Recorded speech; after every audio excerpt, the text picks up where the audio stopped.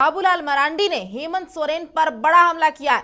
उन्होंने कहा है कि खुद को बचाने के लिए हेमंत सोरेन ने आईएएस और आईपीएस अफसरों को फंसा दिया है।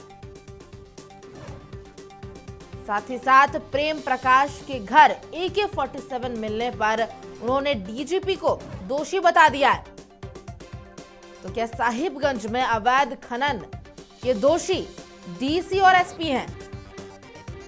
तो ये बड़ा हमला बाबूलाल मरांडी ने किया है सीएम हेमंत सोरेन पर, जहां पर जो भी सवाल और जवाब किए गए थे ईडी और सीएम हेमंत सोरेन के बीच, उसको लेकर के ये बयान सामने आया है बाबूलाल का, जहां उन्होंने कहा है कि हेमंत सोरेन खुद को बचाने के लिए आईएएस और आईपीएस अधिकारियों को फंसा रहे हैं।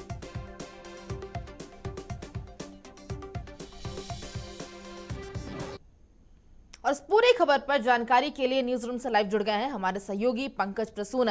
पंकज, यहां पर एक बड़ा बयान सामने आया है बाबूलाल मरांडी का, और उन्होंने कहा है कि खुद को बचाने के लिए सीएम हेमंत सोरेन अब अधिकारियों पर अपना दोष मढ़ रहे हैं। देखिए प्रभा, आज सुबह अखबारों में ईडी की पूछताछ को लेके कुछ सवाल और जवाब छापे गए हैं। वो समाचार प्लस भी दिखा रहा है कि ईडी ने मुख्यमंत्री हेमंत सोरेन से क्या कुछ पूछा और उन्होंने क्या जवाब दिया। अब बाबूलाल मरांडी हो या निशिकांत दुबे, वो जो ट्वीट कर रहे हैं उसके पीछे की रणनीति या मंशा या राजनीति समझनी होगी। इतना तय है कि मुख्यमंत्री हेमंत सोरेन के साथ उनके समर्थन में आईएएस और आईपीएस के लॉबी का एक धड़ा है, ये हर किसी को पता है। लेकिन अगर इस तरह की खबरें आती है कि ईडी के साथ पूछताछ में मुख्यमंत्री हेमंत सोरेन ने राज्य के डीजीपी का नाम लिया, साहेबगंज के एसपी, वहां के डीसी का नाम लिया, तो वैसा आईएएस आईपीएस लॉबी का वो धड़ा जो अभी तक मुख्यमंत्री के समर्थन में था, उसकी कई वजहें हैं। कुछ लोग रघुवर दास से नाराज थे, इस वजह से भी हेमंत सोरेन का समर्थन कर रहे थे। तो अब उस धड़े में एक आशंका है, कई तरह की बातें चल रही है, कई तरह की चर्चाएं चल रही हैं, और इस कंफ्यूजन को एक और हवा देने के लिए निशिकांत दुबे और बाबूलाल मरांडी इस तरह का ट्वीट कर रहे हैं। जहां तक मुझे लगता है मुख्यमंत्री ने ईडी के सामने क्या कुछ बताया, किन किन अफसरों का नाम लिया, क्या उन अफसरों से पूछताछ हो सकती है, क्या उन अफसरों को भी ईडी का बुलावा आ सकता है, क्योंकि जिस तरह साहेबगंज के डीसी का नाम सीधे साफ साफ तौर पे लिया गया है कि जो भी वहां अवैध खनन हो रहा है जिम्मेदारी डीसी की थी, उन्होंने न सरकार को कोई इस तरह का पत्राचार किया कि वहां अवैध खनन के बारे में, न कोई खुद एक्शन लिया। तो दोषी साहेबगंज के डीसी रामनिवास यादव जी को बताया जा रहा है, या वहां के एसपी को बताया जा रहा है, या वैसे सारे इस घपले घोटाले जो कुछ भी हो रहा है, एक कोशिश है कि उन अफसरों को जो कि इन सभी डिपार्टमेंट से जुड़े हुए थे, उनके बारे में उन्हें एक्सपोज किया जाए। और जैसे जैसे ये चीजें प्रकरण आगे बढ़ता जाएगा, उन अफसरों में भी खलबली मचती जाएगी, क्योंकि पता नहीं अगला नंबर किसका आता है, पता नहीं किसको ईडी का बुलावा आ जाए। और इसी तरह की चर्चाएं राजनीतिक हलकों में ही भी है और ब्यूरोक्रेसी में है। वैसे अफसरों को अब बिल्कुल अलर्ट रहने की जरूरत है, और बेहतर तो वही कहा जाता है, ब्यूरोक्रेसी में एक टर्म है कि आप अपने रूल बुक के हिसाब से चलिए। आप इधर उधर की परिस्थितियों पर अगर से विचलित नहीं होते या उनसे प्रभावित नहीं होते, तब आप सबसे सुरक्षित भी हैं, और आपके करियर पे न कोई दाग लगेगा, और आपके जो ग्रोथ रेट है वो भी सबसे अच्छा रहता है। लेकिन झारखंड के कुछ अफसर उस रूल बुक जिसके बारे में हम बात कर रहे हैं उससे इतर जाकर काम करते हैं, और ये बार बार इस तरह की चर्चा होती है। और शायद यही वजह है कि आज वो परिस्थितियां बनी जब सूबे के मुखिया को, खुद मुख्यमंत्री को, एक जांच एजेंसी के सामने कुछ अफसरों के नाम लेकर उनकी ओर इशारा करना पड़ा। और अब तक जो भी ये सारे अफसर जिनके बारे में समाचार पत्रों में छप रहा है, ये मुख्यमंत्री या यूं कहें कि सत्तारूढ़ पार्टी के करीबी समझे जाते थे। अब जब जांच एजेंसी के सामने उनका नाम आया है, तो इस लॉबी में क्या रिएक्शन होता है वो देखने वाली बात होगी। बिल्कुल पंकज, तो जैसा कि आप खुद भी कह रहे हैं कि जितने भी अधिकारी, जो अफसर जिनका नाम सामने आ रहा है, कहीं ना कहीं वो सरकार की तरफ से ही अभी खड़े थे, अब उनका नाम क्योंकि सामने आ रहा, हो सकता है पूछताछ हो सकती है ईडी के द्वारा, तो ऐसा नहीं है कि हेमंत सोरेन खुद ही इस जाल में फंस जाए?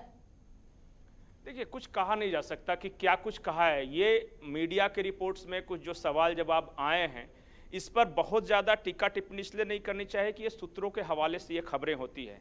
लेकिन अगर कुछ अफसरों का नाम लेकर कुछ खबरें छप रही है कि जैसा बताया जा रहा है कि मुख्यमंत्री हेमंत सोरेन ने कहा कि जो भी अवैध खनन हो रहा था साहेबगंज में, डीसी ने हमें नहीं बताया, न उन्होंने कार्रवाई की, तो दोष डीसी का है, वहां के एसपी का है।